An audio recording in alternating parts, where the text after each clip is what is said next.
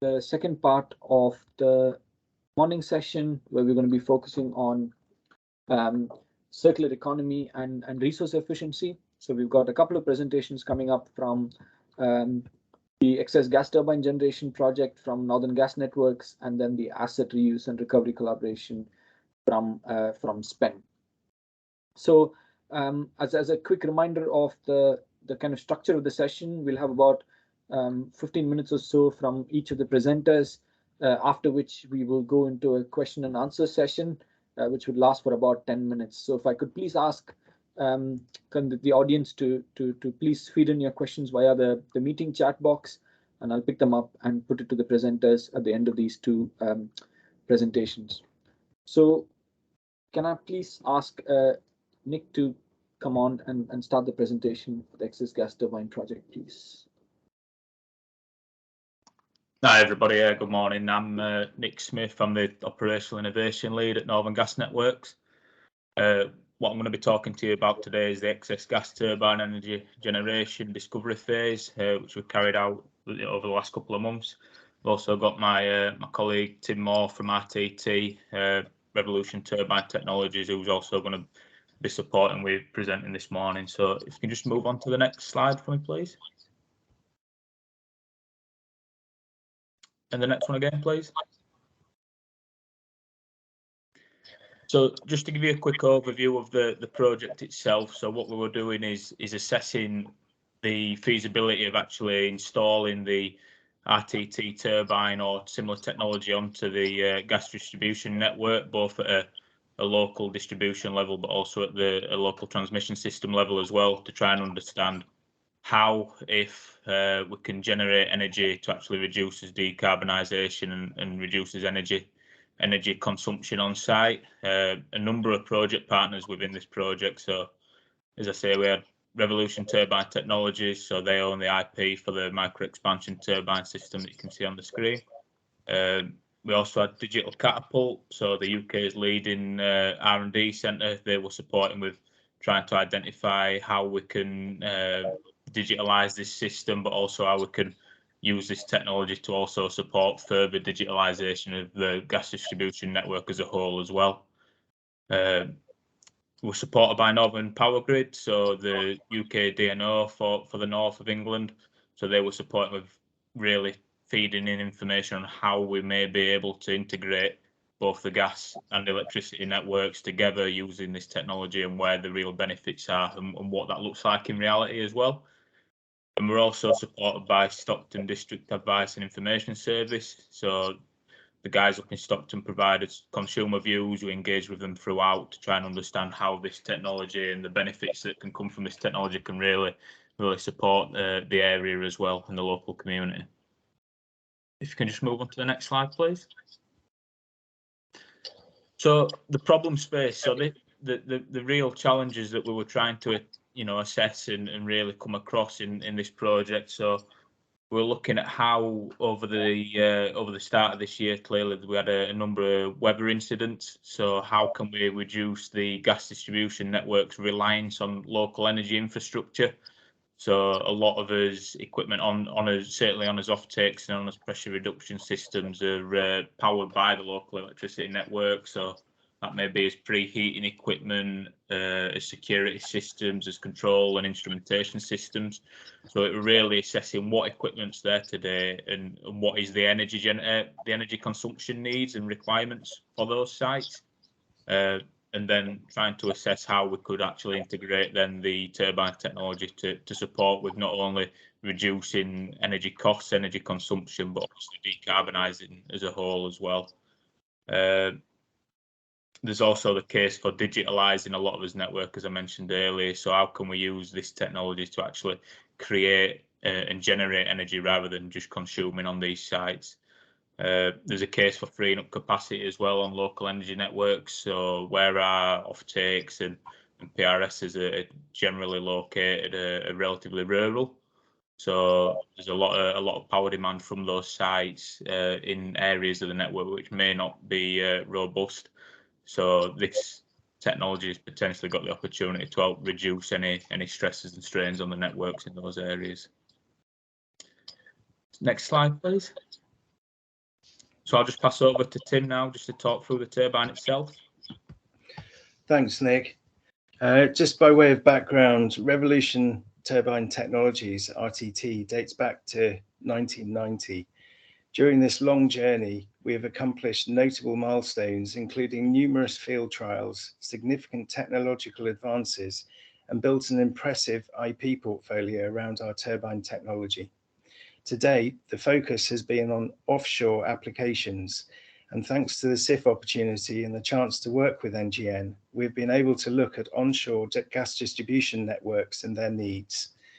Our micro-expansion turbine system, METS, generates reliable, zero-emission, off-grid electricity for pipelines, facilities, and gas distribution networks. We reduce carbon footprint while increasing electric power available for operations and resilience. Next slide, please.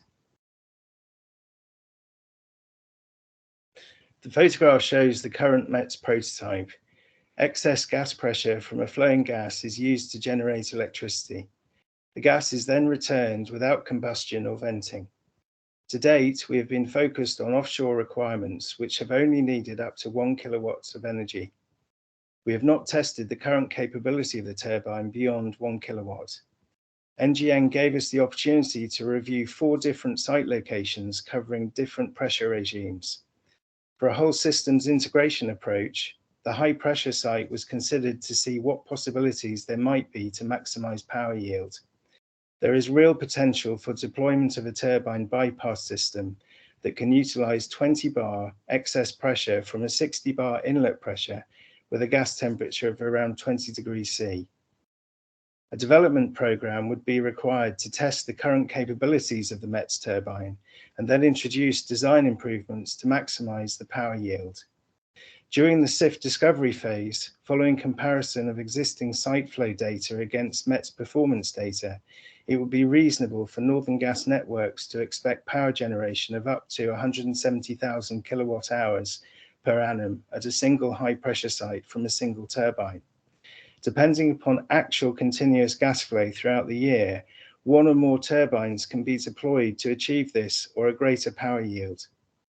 A single turbine would be sufficient to cover the site power requirements, provide stored backup power to replace diesel generators, and provide surplus off-grid net zero electricity for other needs. When looking at supporting digitalization of gas distribution networks, intermediate, medium, and low pressure regimes were considered. It became clear that a lower cost, smaller footprint turbine could be considered to provide off-grid net zero electricity for localized and remote equipment and sensors. Next slide, please.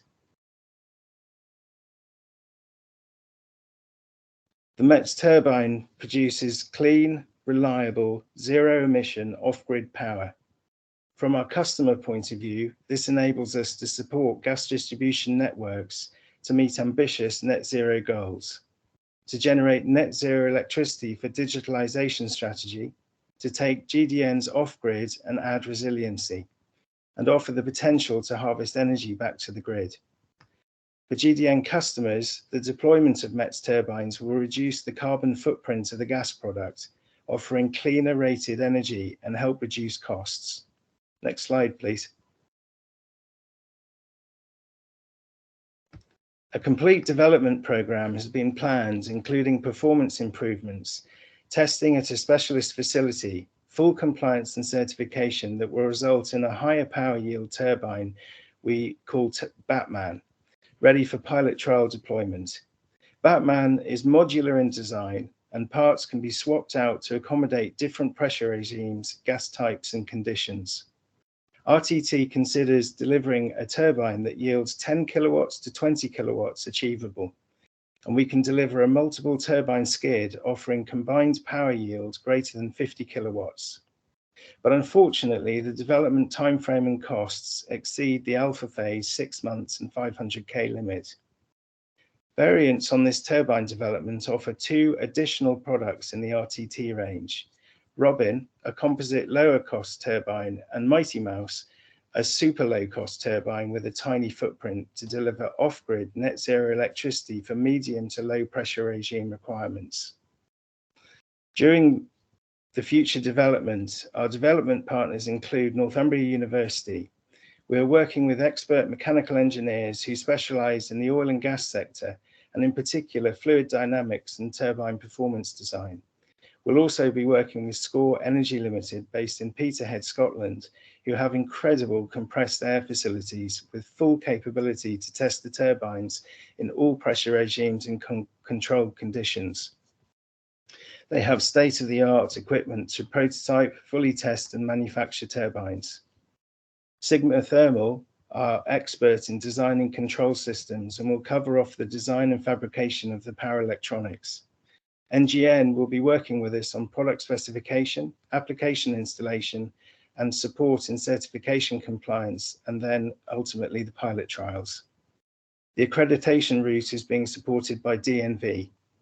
By continuing to work closely with NGN, the resulting product range, supported by pilot trial data, will offer opportunities for gas distribution networks to select from a modular product range. Back to you, Nick. Thanks, Tim. If you can just move to the next slide, please.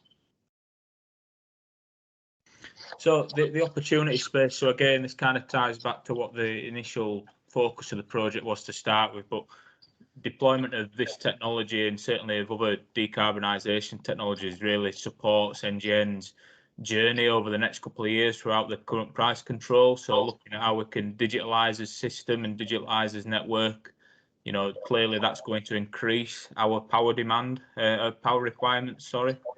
So clearly there's got to be a need to somehow deploy and integrate zero carbon technologies to actually support with that power generation as well.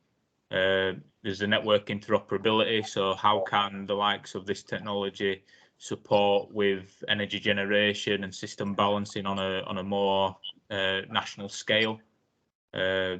Customer vulnerability. So clearly at the minute we're going through the cost of living crisis. So how can this technology help to support with reducing NGN's operating costs and other gas networks operating costs to then reduce the overall impact on consumer bills?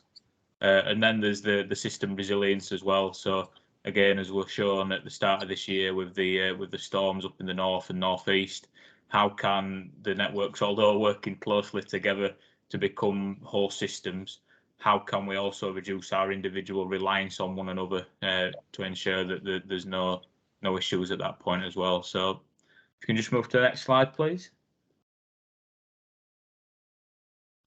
So user needs. So we work closely with Northern Power Grid to try and understand the local network topology around where the specific sites were that we picked. So as Tim mentioned, we actually picked 4 sites in Stockton-on-Tees. So what we did was assess the local electricity infrastructure surrounding those sites in terms of what physical infrastructure, cables, transformers and equipment were actually supplying those sites, what the potential cost would be in terms of either increasing or maintaining that infrastructure if we were to increase our power demand or power generation from those sites, and what it would look like in reality. We also looked at how NGN using this technology could potentially become almost a system balancer or generator as opposed to a consumer, and that was really the point where we came across the initial challenge in terms of the power generation that would be required to really enter those markets, but make a dent in those markets as well. So we were looking at probably 50 kilowatts plus as an aggregated total to be able to actually support with power generation at a reasonable scale that would see benefit to actually carrying out the works in the first place. Can you just move to the next slide, please? So user needs as well. So a key part of this was working closely with the local community. So as I mentioned previously, we engaged with Stockton and District Advice Service. So we held a couple of sessions where we spoke directly with people in the community to try and understand what their current challenges were and what their opinion and thoughts were on the project and how they could potentially drive it. So engaged with their local housing, neighbourhood and affordable warmth partnership, talked through the project, discussed the challenges that we faced not only in the project but again the challenges that they were facing in the local community and how this technology could potentially support that. So the key feedback that we really got from that was that being able to reduce customer costs, so obviously reducing our impact on consumer bills as a network, delivering a decarbonised network. Clearly, decarbonising and reducing emissions within the local area was a big key one there. And also ease of access, so how this could potentially support with the likes of deploying EVs by freeing up capacity on the local electricity network as well.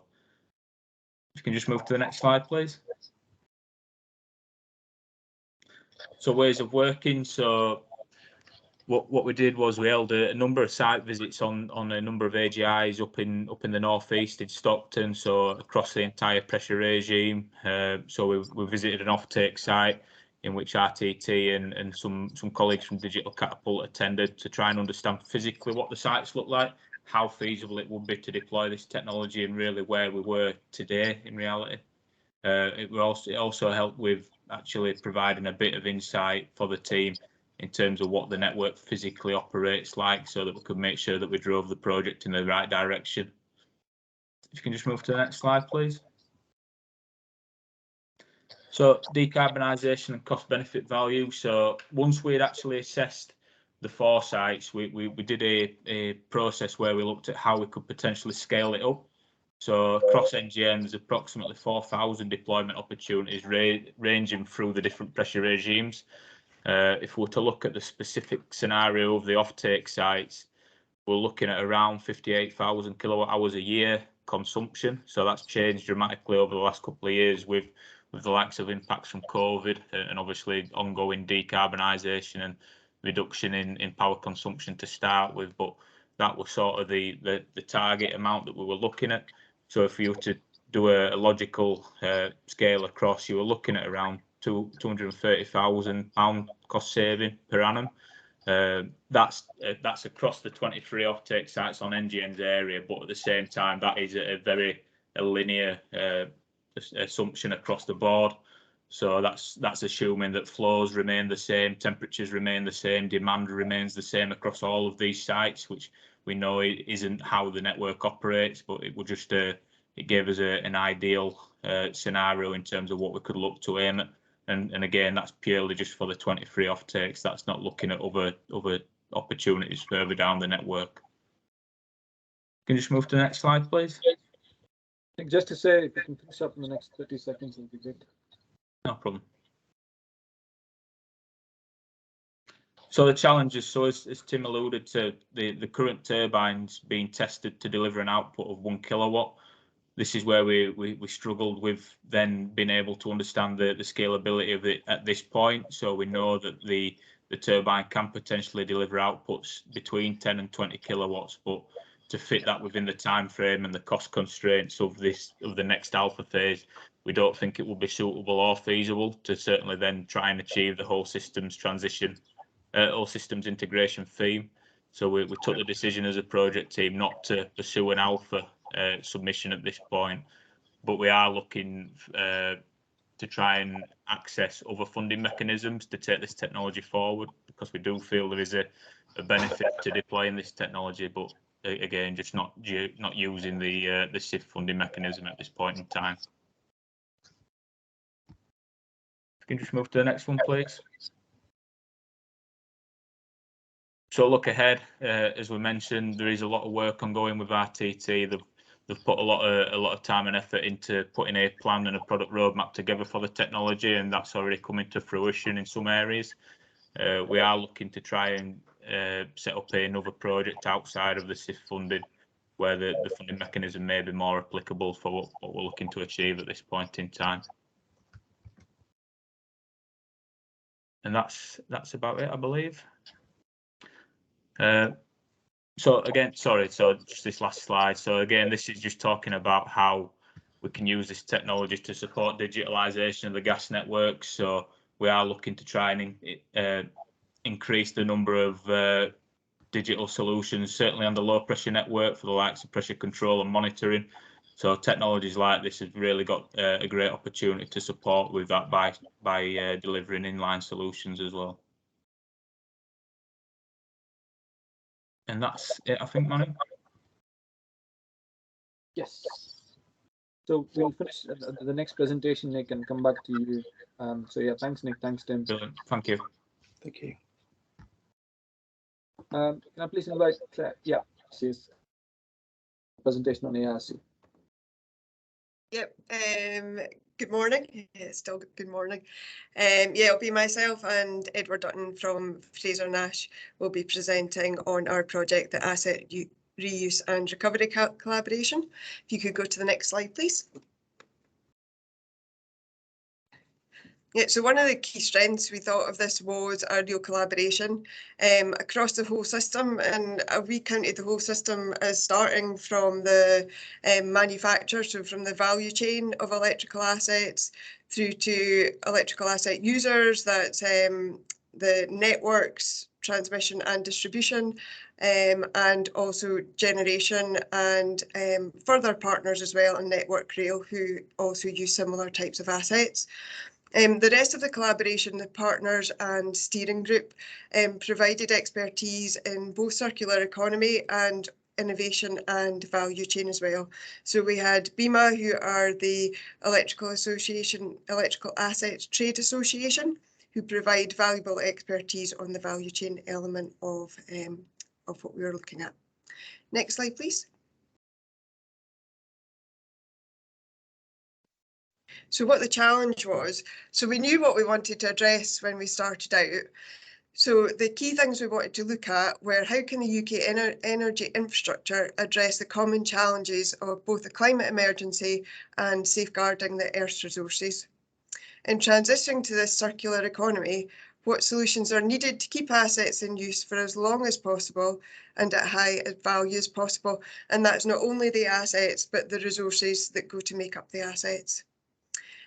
We also wanted to look at if reuse and circular economy was always the best environmental solution for assets, if it's better in some instances to use new assets, if there was efficiency or SF6 reductions, for example, or where it's better to keep them in use from both a cost and an environmental perspective. So this is one of the key things that we're going to look at addressing as we move forward with ARC. Also, how can circular solutions provide value to customers, the environment and the green economy? We're going to talk a bit about needs and benefits today that cover some of those value opportunities. And it's also a key time, a really important time to be looking at this. Electricity demand could grow by over 70% owing to the rapid increase in electrification of heat transport and industry. BEMA did a survey of their members, and over 85% of electrical asset producers are expecting to scale up their production by over 20%. So this is a key time to look at assets and their circularity and see how this can be done sustainably. Next slide, please. So what we did in the discovery was very much to look at what the state of play was just now. And with a few exceptions, it's still predominantly very much a linear economy where electrical assets are concerned. So it's very much using raw materials to produce electrical assets, and these new electrical assets are then purchased by the asset users, used and then disposed of at the end of their first life. We did find through discovery that there were some really good examples of circularity, but these tended to be ad hoc and very much business specific. So on the whole, the kind of systems and processes still favoured this linear model. And at the end of that use was disposal. And this could include recycling as well as disposal to energy, landfill, etc. So what we want to do through ARC is change this way of thinking, change to looking at a more circular model. So we looked at, as part of the discovery investigation, we looked at what this could do, what it could achieve at each of the different phases of the life cycle of an electrical asset. So starting, we wanted to kind of get rid of that initial raw materials phase and get rid of that initial disposal at the end. So how could we do that and keep things in the loop?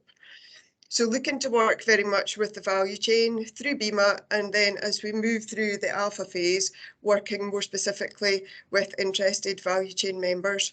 So looking at from a remanufacturer's perspective, how can we look at different models, long life assets and service models and remanufacturing?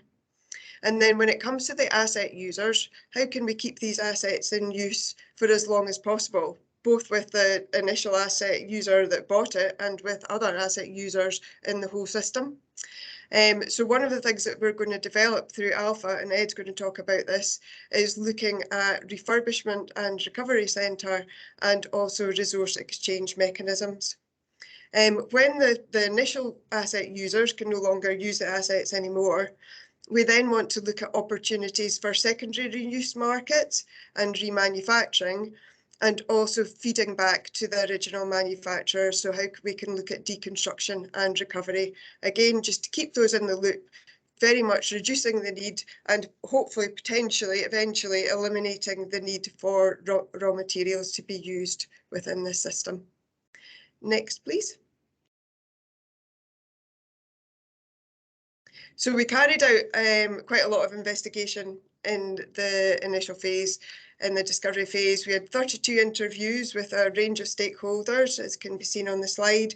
We also carried out value chain workshops with BEMA members, presentations to circular infrastructure groups, communication to the Energy Network Association and Energy Innovation Centre members. And as I mentioned at the start, we had a really good collaborative network on this project, and we had 3 steering group meetings in this first discovery phase, and this very much improved our approach to what we're looking at and challenged some of the key assumptions. Next, please. As well as these interventions too, we also did quite a lot of research into wider industry trends. So what others are doing, what best practice is out there from a circular economy perspective, not just in electrical resources, electrical assets, but in other resources as well, and how these could be modelled against the circular economy pyramid. And this very much helped to inform the enablers of the circular economic interventions that we're going to use moving into the Alpha phase. Next slide, please. Discovery helped to clarify why this project is needed. So we did a bit of a needs-based analysis as well, looking at these different factors to show that there is very much a need for this intervention. From a whole life cost perspective, Discovery discovered that predominantly at the moment, procurement still favours the kind of lowest cost models where assets are concerned. And to provide real value, we need to look at it more from a whole life costing. There are some really good examples of this, but again, it's not system-wide and it's not something that's integrated into the majority of asset users' organisations. Sustainability targets. This isn't just UK sustainability targets, but it's also looking at the different partner organisations, what their sustainability targets are, regulators' targets, Rio ED2 and T2 commitments. Most organisations have both net zero and circular and resource use targets, and there's a clear need to work together to achieve these. From a systems point of view, the systems that we identified during discovery were looking very much from a procurement and then right through to kind of asset management and disposal perspective, still very much favoured the linear economy models. So we need to change all areas throughout this system to make a difference and to really embed it. Also, the need to decarbonise efficiently too. So there is loads of examples of good practice in circularity, but it won't be done efficiently unless we work together and collaborate with the value chain, collaborate with the asset users, and collaborate with secondary markets as well to provide that really efficient circular economy. Also, from a resilience point of view, the current model has real impacts on resilience. Purchasing raw materials and relying on global markets for electrical assets, both from a resource scarcity point of view, can be problematic. But as we've seen of late, the geopolitical situation, both from Brexit and from Ukraine, can provide real challenges to the resilience of procuring assets and bringing them more into a circular model and reducing the global market constraints can help with resilience. As can the reusing of and remanufacturing of assets, and also increasing the availability of spares. One of the other key needs was value chain maturity. The workshop that we did with BEMA members showed that the value chain aren't going to change. They're not going to change to mainly circular models. They're not going to provide embodied carbon data unless there's clear joint messages from the asset users that there's a need to do this. It's obviously significant investment for the value chain to make changes in the way they do things, so they need a clear voice and clear methodology before they will make the change that's required. From a data perspective as well, current data systems can go so far into helping with circular economy, looking at asset management for example, but they need to go further. We need to look at what data we have, how this can enable exchange of assets, and how it can better advise when assets could be remanufactured or need repaired as well. So they were the key kind of needs that we looked at. And if you go to the next slide, please. I'll now hand over to Ed, who's going to go through some of the opportunities that we identified and how we're going to move into alpha and beta. Thanks very much, Claire. So this slide presents the opportunities that we have identified in the discovery phase. We've got along the top the proposed solutions on the vertical, and they are the sort of the solutions that are going to help to drive the circular economic changes that we're looking at.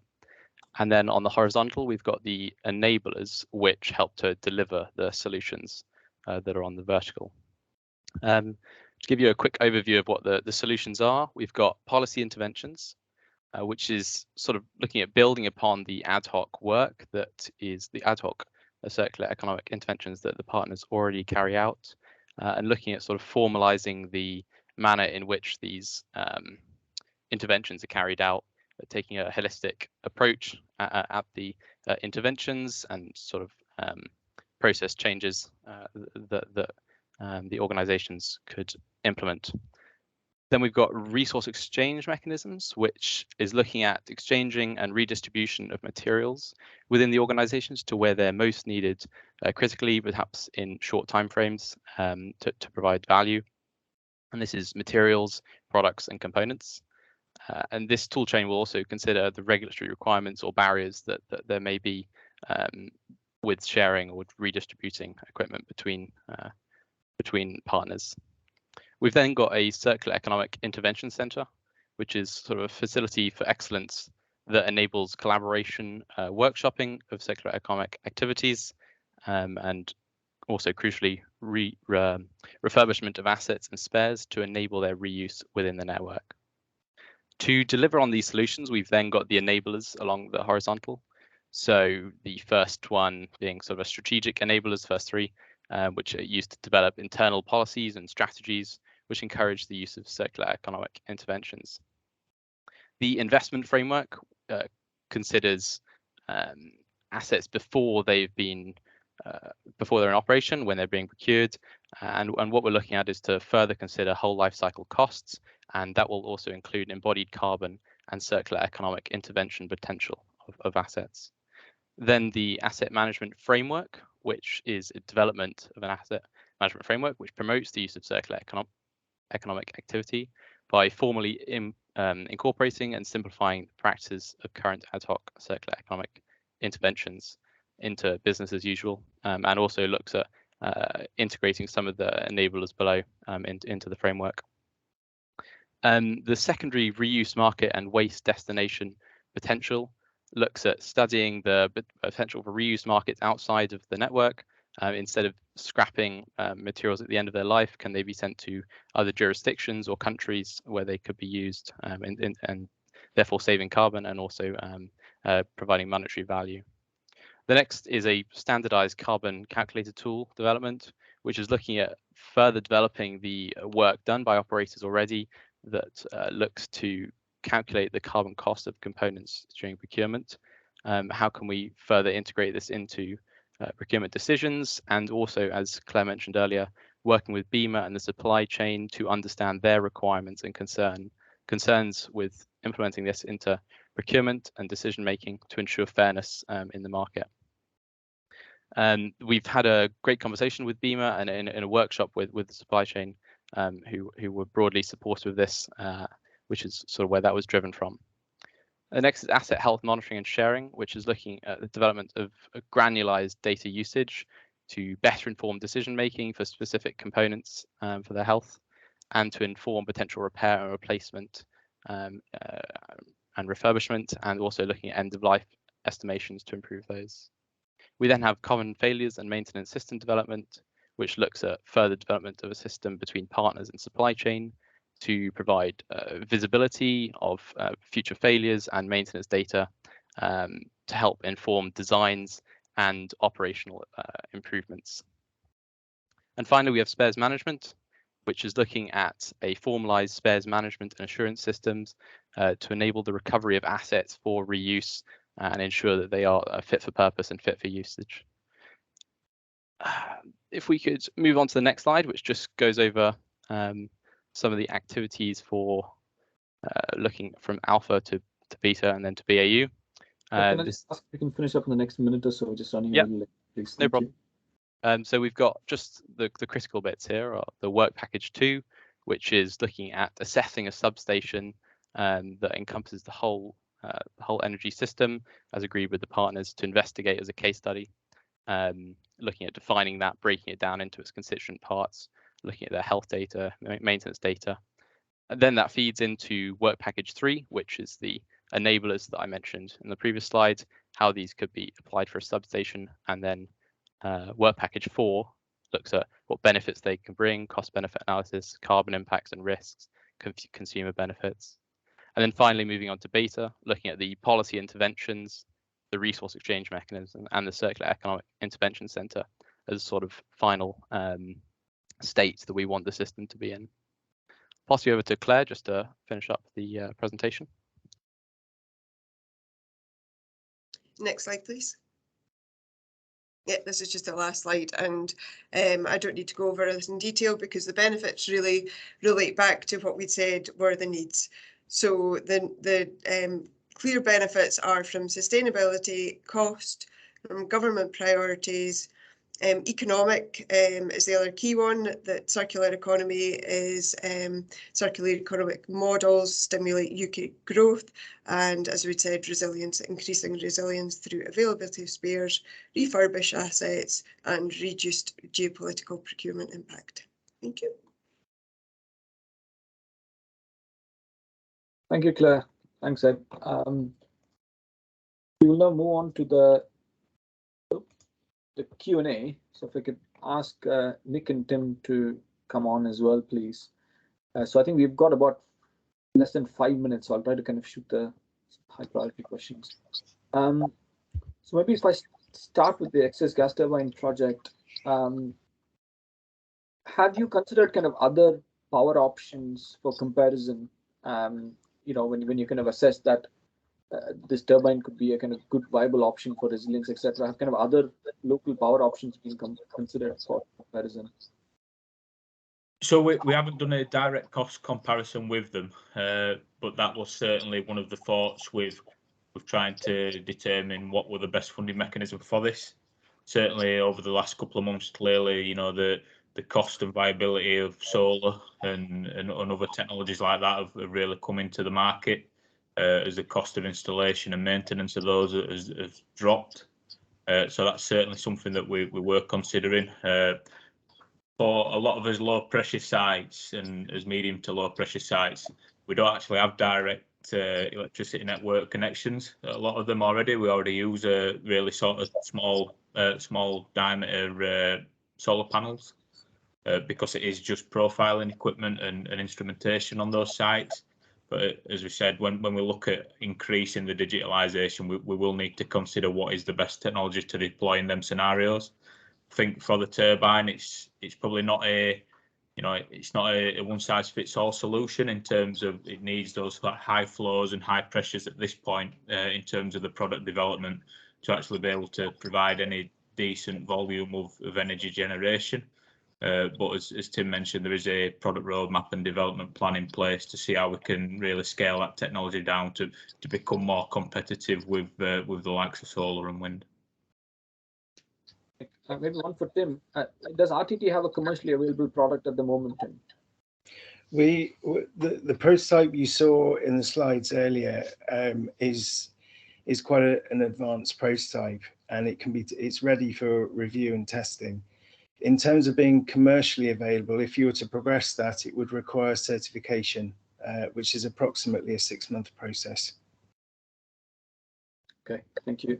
One more question to you, and then I'll move to Claire and Nick. So when you're talking about providing system services, just a clarification, who kind of own and operate these turbines, and what's the commercial model for making revenue and sharing with customers? So the way that we considered it was that the turbines themselves will be owned by Northern Gas. Certainly, obviously, if they're deployed on our network, it's not utilising gas, so it's not combusting it or venting it off. So there'd be no implication on gas shippers at that point. In terms of the commercial model, it would be very much if we can reduce the energy consumption on those sites. Clearly, as an electricity customer ourselves, we pay an electricity bill annually or monthly, sorry. So clearly within that, if we can reduce those costs, that's reducing our overall operating costs, which in turn then would reduce our overall impact on consumer bills as well. Got it. Thank you, Nick. I'll come on to the RSE project. The first question is, the asset supply chains are global. Do you think the UK users have enough market power to encourage the manufacturers to operate differently? Yeah, probably answer this in two different points.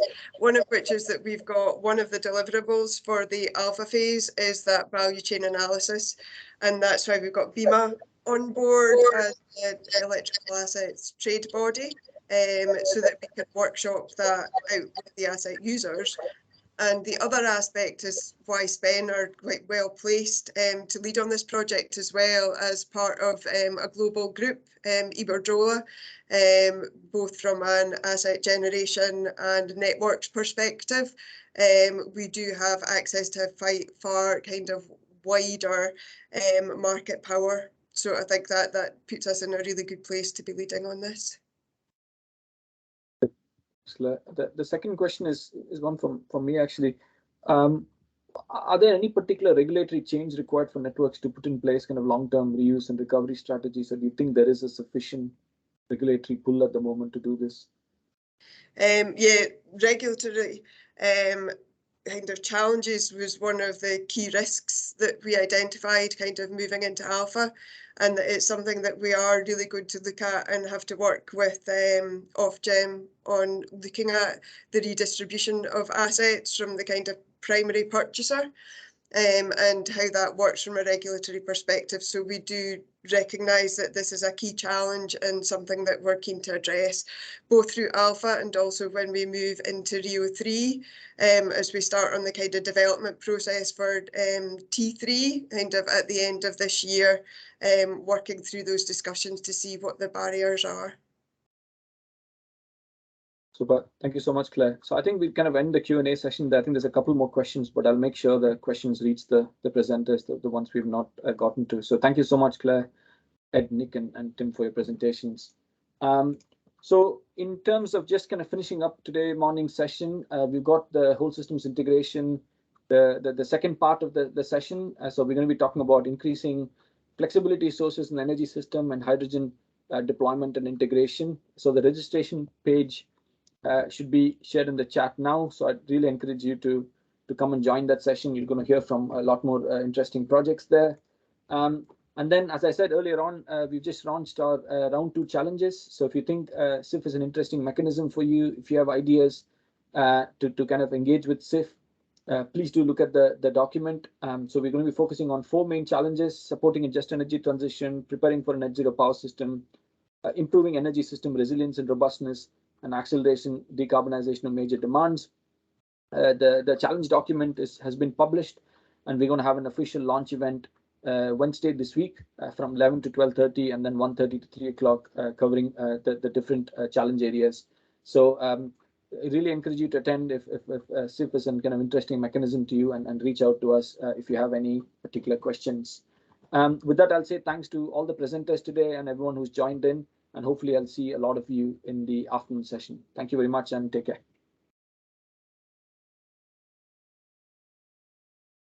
Thank you, everyone.